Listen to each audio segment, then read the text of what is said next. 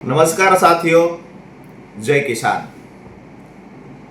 મેં પહેલા પણ ભવિષ્યવાણી કરેલી કે જેમ 25 તારીખ નજીક આવશે એટલે કે 26 તારીખ મતદાનની વહેલી સવાર સુધી ગુજરાતમાં રાજકીય ઉથલપાથલો ઘણી બધી જોવા મળશે। સહાનુભૂતિ મેળવવા માટે કોઈ પર હુમલા થશે, ક્યાંય સ્ટિંગ થશે, ક્યાંય એઆઈના માધ્યમથી ગુજરાતની ભોળી જનતાને ગુમરાહ કરવાના પ્રયત્ન પણ થશે, ક્યાંય જનતા રેડ પણ થશે। ગુજરાતની જનતાને કેમ કરીને ગેરમાર્ગે દોરવી એના માટે કરોડો રૂપિયાનું ફંડિંગ પણ આવશે। તો ફંડ તો પકડાયું। ગઈકાલે ઉનાની અંદર જે ફાયરિંગની ઘટના બની એમાં પણ આક્ષેપો ઘણા થયા।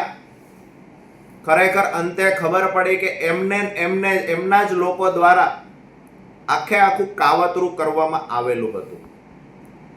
મહત્વની વાત એ છે કે જ્યારે ચૂંટણી નજીક આવશે, જેમ જેમ નજીકના દિવસો આવશે, મતદાનનો દિવસ નજીક આવશે, એમ આમ આદમી પાર્ટી ચૂંટણીની પહેલા 1 મહિના પહેલા પ્રી પ્લાનિંગ કરી રાખે છે કે આ તારીખે આ કરવાનું છે, આ તારીખે આ કરવાનું છે। કામની વાત નથી, આ તે ફલાણું લોકડું ઢીકડું જે કરવાનું છે એ મુદ્દાઓ તમને કહીશ। તો જનતા રેડ કરવાની કઈ તારીખે સ્ટિંગ કરવાનું, કઈ તારીખે હુમલો કરાવવાનો, કઈ તારીખે એઆઈના માધ્યમથી વધારેમાં વધારે ગુજરાતની જનતાને ગેરમાર્ગે દોરવા માટે ફંડિંગ કરવું, આ બધું આયોજન પૂર્વકનું એક કાવતરું તૈયાર થયેલું હોય છે। ખાસ કરીને ગુજરાતમાં સૌરાષ્ટ્રની અને સુરતની જનતાને નમ્ર વિનંતી કરીશ। સુરતના ઘણા બધા લોકોના ફોન આવ્યા છે સભા કરવા માટે, મીટિંગ કરવા માટે। સુરતના લોકોને વિનંતી કરીશ અને સૌરાષ્ટ્રના મતદારોને વિનંતી કરું છું કે કોઈની વાતમાં આવી ન જશો। ક્યાંય ખોટી નવટંકી થાય છે તો એ નવટંકીમાં ક્યાંય આપણે ભોગ ન બની જઈએ એનું ધ્યાન રાખજો।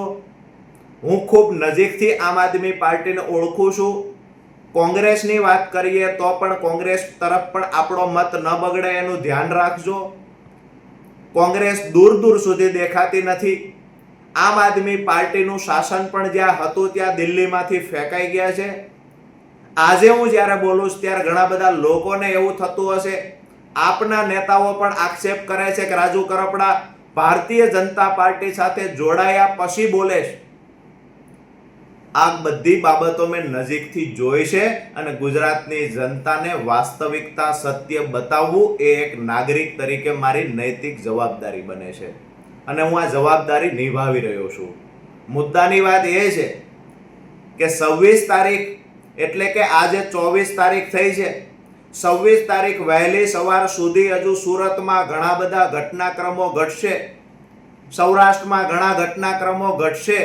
આપ સૌને નમ્ર અપીલ કરું છું, કોઈની વાતમાં નહીં આવતા। આપણો કિંમતી મત, જેની સરકાર જ નથી બનવાની, જેની તાલુકા જિલ્લા પંચાયત કે મહાનગરપાલિકા નથી જ બનવાની, એવા લોકોને આપણો મત આપીને આપણો મત વેડફી નહીં દઈએ। આપણો મત બગાડશો નહીં। ભારતીય જનતા પાર્ટીના શાસનમાં ગુજરાતનો વિકાસ થયો છે।